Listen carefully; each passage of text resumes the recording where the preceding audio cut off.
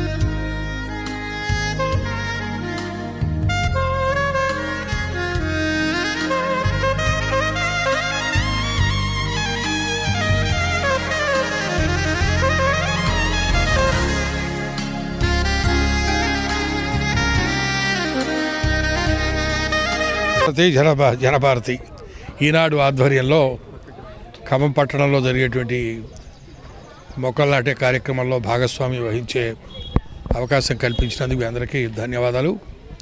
నా జీవితంలో మొదటి నుంచి కూడా వేప చెట్టు దగ్గర నుంచి ఎందుకంటే నీడనిస్తాయి, అట్లాగే ఔషధ పోషణ లక్షణాలు ఉన్నటువంటి ఇవి ఆ మొక్కలు వేయటం అలవాటు నాకు. అందుకని ఇవాళ కూడా వేప మొక్కే నా చేతికి క్లెమెంట్ గారు అందించారు. చాలా సంతోషం. నేను అత్యంత ఇష్టంగా ప్రేమించేటువంటి ఈ మొక్కలు నాటే కార్యక్రమంలో భాగస్వామిని అయినందుకు మీ అందరికీ నా ధన్యవాదాలు. మనసావాచ ఈ కార్యక్రమం జయప్రదం కావాలని కోరుతా ఉన్నాను. ఈరోజు ఖమ్మం నగర కార్పొరేషన్ స్థాయిలో 28వ డివిజన్లో హరితహార కార్యక్రమానికి ముఖ్య అతిథిగా విచ్చేసినటువంటి సీనియర్ నాయకులు మాజీ ఎమ్మెల్యే ఎమ్మెల్సీ పువ్వాడ నాగేశ్వరరావు గారికి ప్రత్యేక ధన్యవాదాలు తెలియజేస్తూ ఉన్నాను. అలాగే ఈ కార్యక్రమాన్ని ఈనాడు ఈటీవీ ఆధ్వర్యంలో జరుపుకోవడం, వారి యొక్క చేయుతతో ఈ కార్యక్రమాన్ని చేపట్టడం, వారు మాకు ఇచ్చినటువంటి అవకాశానికి వారికి ప్రత్యేక ధన్యవాదాలు. పోతే ఈరోజు హరితహారం అనేది కొన్ని ప్రాణాలని మనం కాపాడినట్లుగా భావించాలి. డాక్టర్లు మానవులకు ఎలా ప్రాణ పోషణ పోస్తారో మానవులు మొక్కల్ని పెంచి వాటికి ప్రాణాధారాన్ని కల్పించాల్సినటువంటి అవసరం ఉంది.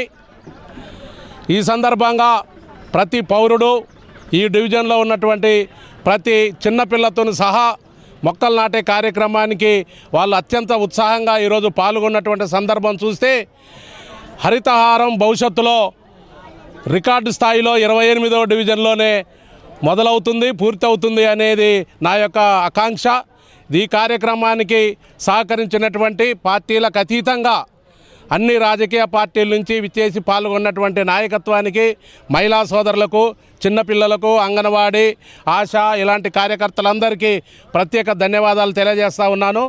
భవిష్యత్తులో ఇంకా ఎక్కడైనా మొక్కలు కావాలని ఎవరైనా అడిగితే వాటిని తెప్పించి ఇవ్వడానికి సిద్ధంగా ఉన్నామని ఈ కార్యక్రమంలో తోడ్పడిన మీ అందరికీ ప్రత్యేక ధన్యవాదాలు తెలియజేస్తూ ముగిస్తూ ఉన్నాను. ఈనాటి మొక్కలు నాటే కార్యక్రమాన్ని 28వ డివిజన్లో కార్యక్రమం చేపట్టడం జరిగింది.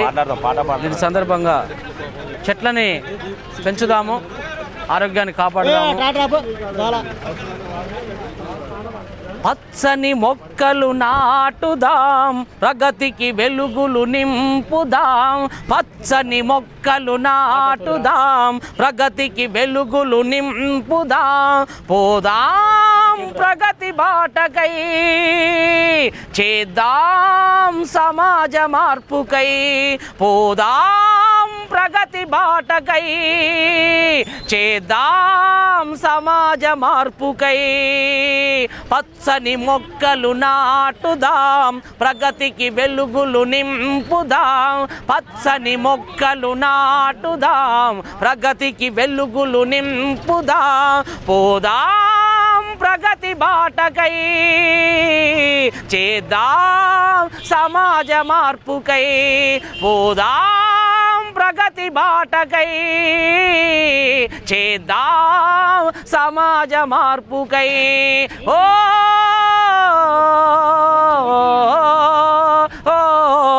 పచ్చని మొక్కలు నాటుదాం, ప్రగతికి వెలుగులు నింపుదాం.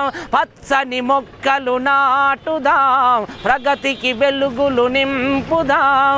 పచ్చని మొక్కలు నాటుదాం, ప్రగతికి వెలుగులు నింపుదాం.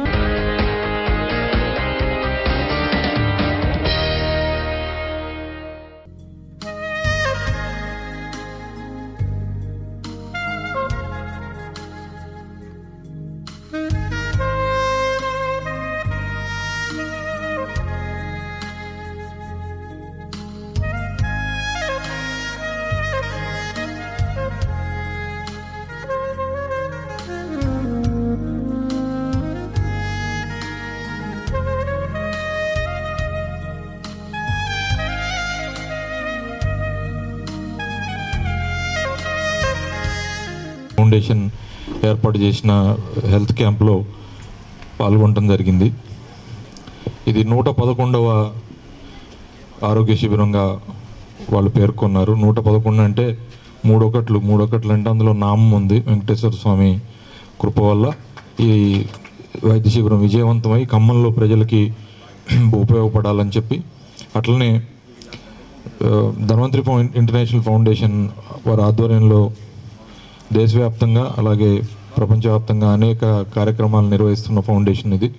చాలా పెద్ద ఫౌండేషన్. ఇందులో చాలామంది ముఖ్యులందరూ కూడా సభ్యులుగా ఉండి ఒక మంచి సేవా దృక్పథంతో నడుస్తున్న ఇంటర్నేషనల్ ఫౌండేషన్ ఈ ఫౌండేషన్ వారికి సంబంధించిన రోగులందరికీ కూడా మేలు జరగాలని చెప్పి కోరుకుంటూ మరొకసారి మీ అందరికి కూడా నమస్సుమాంజలు అర్పిస్తూ సెలవు తీసుకుంటా ఉన్నా. జై హింద్, జై తెలంగాణ.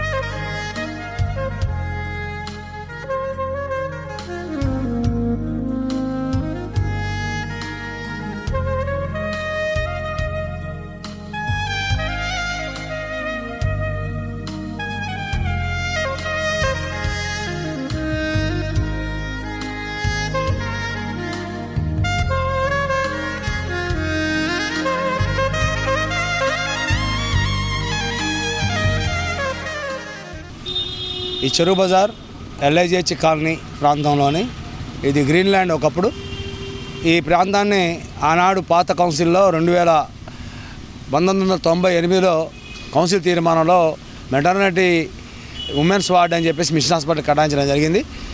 జనరల్గా దీనికి సంబంధించినంత వరకు గ్రీన్లాండ్ అంటే గ్రీన్లాండ్లో ఉపయోగించాలి. 80 కోట్ల నిర్మించడం జరిగింది. ఈ చుట్టుపక్కల మొత్తం సుమారు 500 ఇళ్ళు నిర్మించుకోవడం జరిగింది. దాంట్లో భాగంగా ఆనాడు 14వ వార్డుగా పిలువబడే ఈ ప్రాంతంలో ఉన్న ఈ పార్క్ని, చెరువుబార్ పార్క్ని అప్పుడు గిరిధర్ గారు కలెక్టరు, సేమ్ తుమ్మల నాగేశ్వరరావు గారు RMB శాఖ నుంచి రోడ్లు భవనాల శాఖ మంత్రిగా చేస్తున్నారు. ఆ సందర్భంగా 2002లో ఈ పార్క్ను ఆనాడు 2 లక్షల రూపాయలతో నిర్మాణం చేపట్టడం జరిగింది. నిర్మాణం చేసి ఇది ప్రజలకు అంకితం చేయడం జరిగింది. ఈనాటి వరకు కూడా ఈ పార్క్లో రోజు సుమారు 500 మంది పిల్లలు, పెద్దలు కూడా సాయంత్రం పూట వచ్చి సేద తీర్చుకోవడం జరుగుతుంది. అదేవిధంగా మార్నింగ్ మహిళలు ఎక్కువ ఈ పార్క్ రావడం జరుగుతుంది. ఈ పార్కుని అందరూ పరిశుభ్రంగా ఉంచాలని చెప్పేసి కోరుతూ ఈ పార్కు అభివృద్ధి కోసం ఆనాడు సహకరించిన ప్రస్తుత తుమ్మల నాగేశ్వరరావు గారు, మంత్రి తుమ్మల నాగేశ్వరరావు గారు కానీ అప్పటి అధికారులైన హరికృష్ణ గారు, కమిషనర్ గారు, గిరిధర్ గారు, వారందరూ కూడా మరొక్కసారి కృతజ్ఞతలు తెలియజేస్తున్నాను.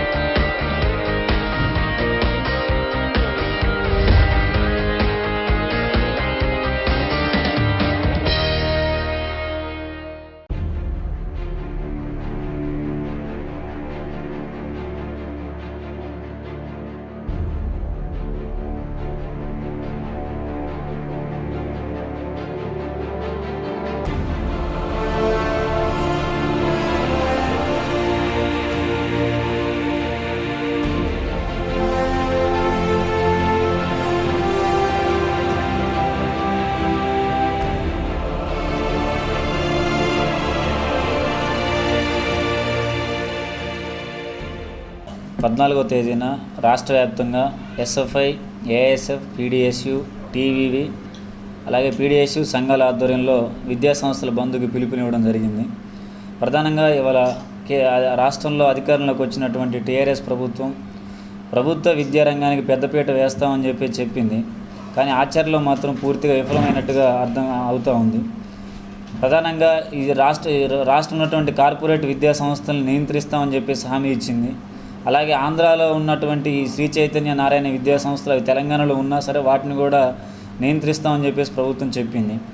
అట్లాగే ప్రైవేట్ విద్యా సంస్థల్లో ఫీజుల నియంత్రణ తీసుకొస్తామని చెప్పేసి చెప్పింది. కానీ ఎక్కడ కూడా అమలు కాలేదు.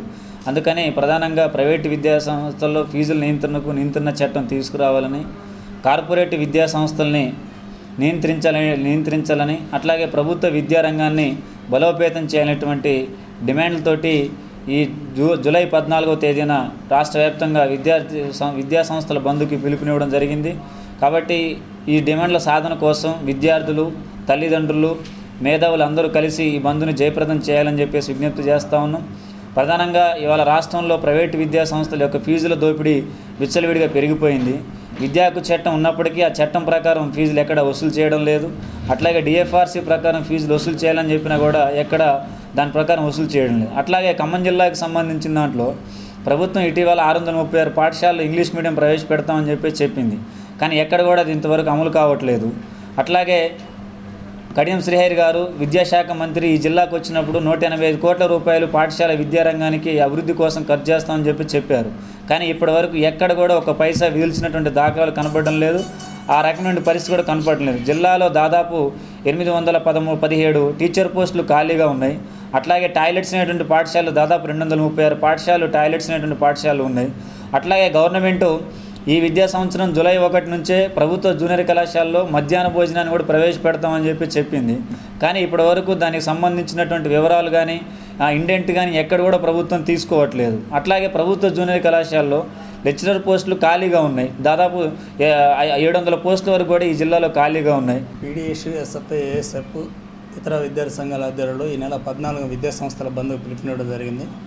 ప్రధానంగా తెలంగాణ రాష్ట్రంలో ఏ రాష్ట్రంలో లేని విధంగా కార్పొరేట్ విద్యా సంస్థల్లో ఎక్కువగా ప్రవేశపెట్టడం జరిగింది. ఈ కార్పొరేట్ విద్యా సంస్థల్లో వేలాది రూపాయల ఫీజు వసూలు చేసుకొని ₹1,00,000 దాకా వసూలు చేసే పరిస్థితి ఉన్నది. ప్రభుత్వం టీఆర్ఎస్ అధికారంలో రాగంగానే ఎన్నికల ముందు కేసీఆర్ గారు ఇచ్చినటువంటి వాగ్దానాలు ఏవైతే ఉన్నాయో ఆంధ్ర విద్యా సంస్థల మొత్తాన్ని కూడా ప్రభుత్వ పరం చేస్తాము, ఇక్కడ కార్పొరేట్ అనేదే ఉండకుండా చేస్తామని చెప్పినటువంటి కేసీఆర్ గారు ఈరోజు వాటికి వత్తాసు పలుచుకుంటూ వాళ్ళని సపోర్ట్ చేసుకుంటూ కార్పొరేట్ సంస్థలను పెంచి పోషించే విధంగా మారుతున్నటువంటి పరిస్థితి ఉన్నది. అదేవిధంగా రాష్ట్రంలో గురుకులాల ప్రవేశపెడుతున్నామని చెప్పేసి దీని వలన కేజీ టు పీజీ వరకు ఉచిత విద్య, నాణ్యమైనటువంటి విద్య అందిస్తామని చెప్పేసి గురుకులాలు మేము ప్రారంభిస్తామని చెప్పినటువంటి కేసీఆర్ గారు ఇంత మటుకు ఆ గురుకులంలో ఉన్నటువంటి విద్యార్థులకు కానీ అక్కడ ఉన్నటువంటి మౌలిక వసతులు కూడా కల్పించుకోకుండా రేకుల షెడ్లల్లో రెంట్ల రూములలో తీసుకొని వాటిని ప్రారంభించారు.